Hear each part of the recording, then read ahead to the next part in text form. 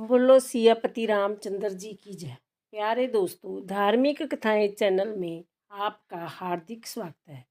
दोस्तों, आज मैं आपके लिए राम कथा लेकर आई हूँ।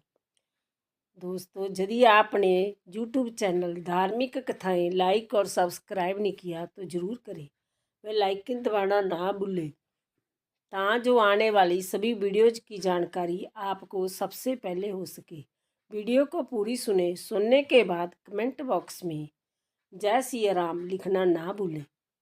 दोस्तों, भगवान श्री राम लक्ष्मण और सीता जी पिता दशरथ जी की आज्ञा पालन करने के लिए वनवास चले।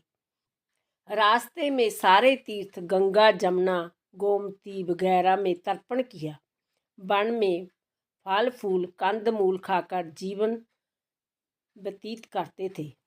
एक दिन राम जी की आज्ञा से लक्ष्मण जी कंदमूल तोड़कर लाए और सीता जी के आगे रख दिए। सीता जी ने उनकी 4 पतलें बनाई। लक्ष्मण जी पूछने लगे, माता जी आपने 4 पतल किस लिए बनाई है? माता जी बोली, एक पत्तल राम जी की, एक पत्तल लक्ष्मण जी की, एक पत्तल गौ माता जी की और एक पत्तल सीता जी की। राम और लक्ष्मण ने अपनी अपनी पतलें उठा ली और एक गौ माता के आगे रख दी।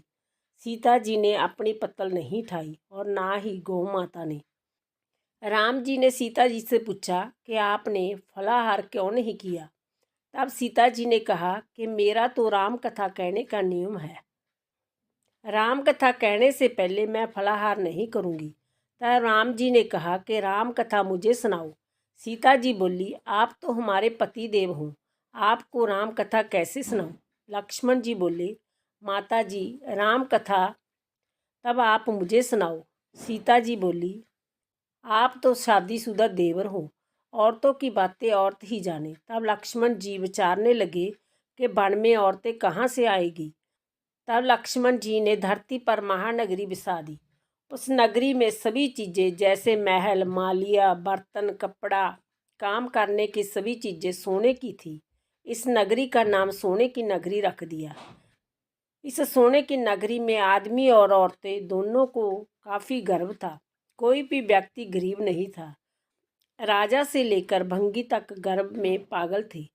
सीता जी कुएं पर गई। वहाँ पनहारियाँ पानी भरने आई।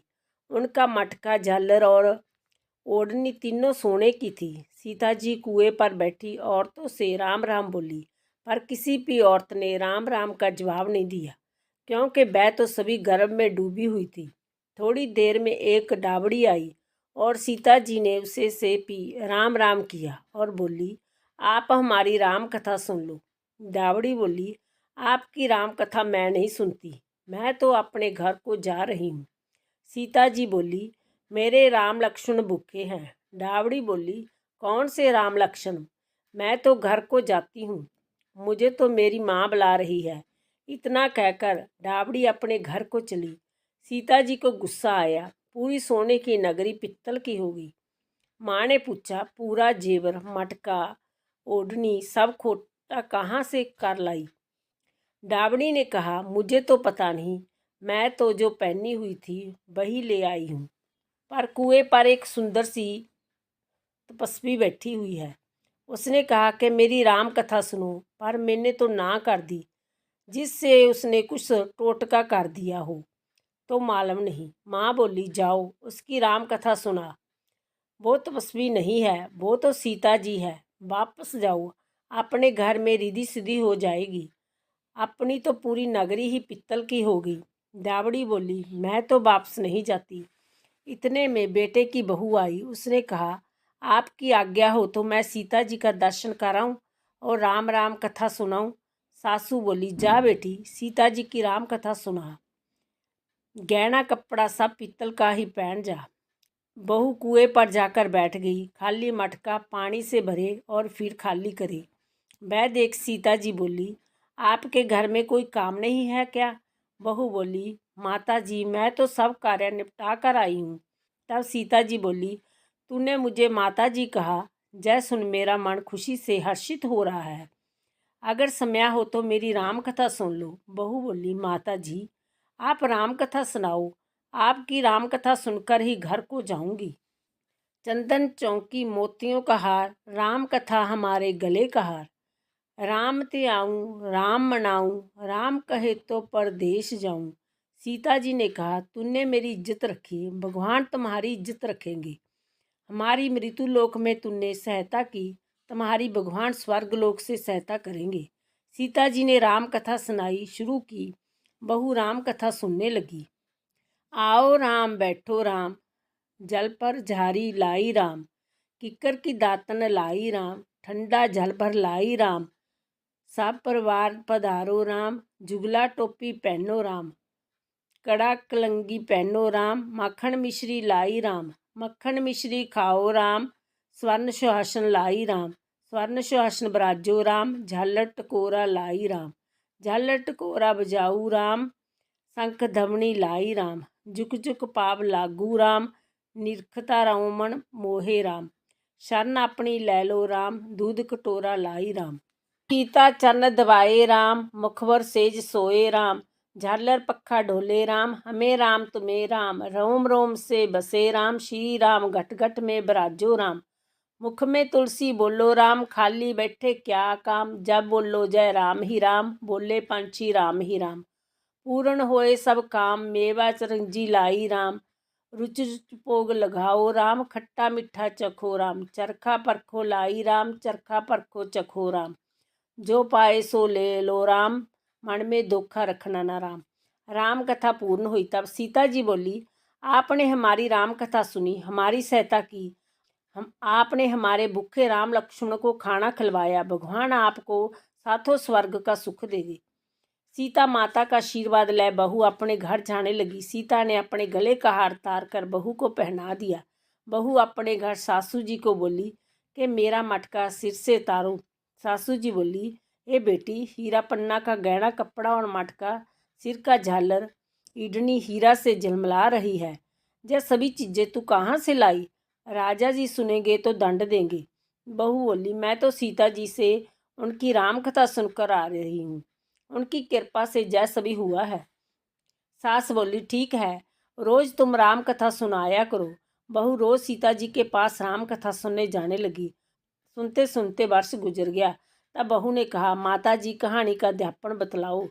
माता जी बोली, 7 लड्डू, 1 नारियल लेना, फिर उनका 7 भाग करना, 1 भाग मंदिर में चढ़ाना, मंदिर बनाने जितना फल मिलेगा, 1 भाग तालाब में चढ़ाने से तालाब खुदवाने जितना धर्म होगा, 1 भाग भागवत पर चढ़ाने से भागवत सुनने का फल मिलेगा, 1 भाग तुलसी पर चढ़ाने से तुलसी की शादी करने जितना फल मिलेगा, 1 भाग कुंवारी कन्या को देने से कन्यादान करने का फल मिलेगा, 1 भाग ब्राह्मण को देने से ब्राह्मण को खाना खिलाने जितना फल मिलेगा, 1 भाग सूर्य भगवान को चढ़ाने से 33 करोड़ देवी देवता भोग लगाने जितना फल मिलेगा।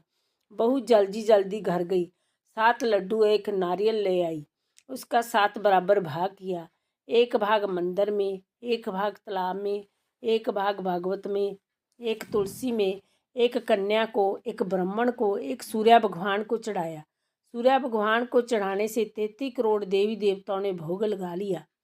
अब बहू फिर सीता जी के पास आई और बोली कि माता जी, मैंने सबों का अध्यापन कर दिया। सीता जी बोली, अच्छा बहू, अब बैठ जाओ, 7 दिनों बाद बैकुंठ धाम से विमान आएगा। 7 दिनों के बाद ही बैकुंठ धाम में विमान रिमझिम करता आया। बहू बोली, सासू जी विमान आया, आप भी चलो। सासू जी बोली, ए बहू, मैं अकेली कैसे जाऊं? अपने ससुर जी को ले लो, माता पिता को ले लो, भाई बंधु कुटुंब कबीले को ले लो, अड़ोसी पड़ोसी को ले लो। बहू ने सभी को विमान में बिठा लिया। विमान फिर भी खाली रहा। इतने में नंद आई और बोली, भाभी जी, मुझे भी विमान में बैठा लो। माता जी ने देखा विमान में जगह ही नहीं है। बहू सीता जी को बोला, माता जी, हमारी नंद रानी को भी बैठाओ। सीता जी बोली, आपकी नंद घमंड में भरी हुई है, हमारा विमान कच्चे धागे से बना हुआ है, यह टूट जाएगा। नंद बोली, भाभी जी, मैं जहाँ अकेली रहूँगी तो सांप बिच्छू खा जाएंगे। भाभी जी बोली, आपकी करनी आपको ही भोगे, हम अपनी करनी से सीता माता के साथ जा रहे हैं। इतने में बहू अपने पति देव के साथ विमान में विराजमान होगी। यह देख नगर के सभी लोग इकट्ठे हो गए।